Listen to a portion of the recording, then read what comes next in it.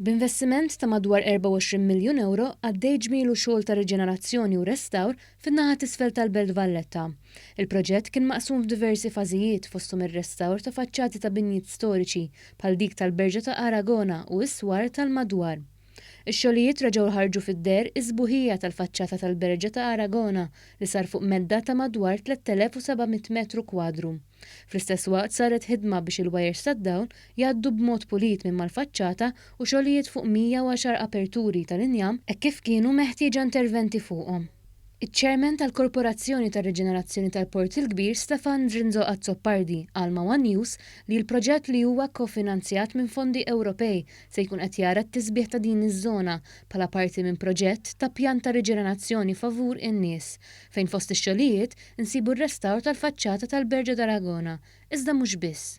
Miegħu wkoll għaddej il-proċess ta' restawr tal-faċċata tal-House of Catalonia li hija parti integrali biex ngħidu hekk jew estensjoni tal-istess Berġa kif ukoll sar restawr fuq il-faċċata tal-Knisja tal-Pilar bħala parti minn qafas ta' pjan ta' riġenerazzjoni ta' proġett ta' riġenerazzjoni li tisir fiż-żona ta' Marsamxett li huwa maħsub li mhux biss isir dan il-proġetti ta' restawr fuq dawn il-binjiet iżda bħarti minn qafas biex ikun hemm tisbieħ ta' din iż-żona sħiħa li hija parti minn proġett ta' pjan ta' riġenerazzjoni favur in-nies. Drinzo Azzopardi spjega kif għall-kuntrarju ta' proġetti oħrajn dan huwa bbażat fuq in-naħa taż-żona ta' Marsamxett fejn ġew identifikati proġetti żgħar li huma parti minn qafas ta' riġenerazzjoni. Saħaq li l-iskop ewlieni tal-proġett hu li jsir tisbieħ f'żona residenzjali wara li saret analiżi taż-żona li wrid kif kien hemm bżonn li jsir mhux biss preservazzjoni tal-binjiet iżda anke riġenerazzjoni favur in-nies.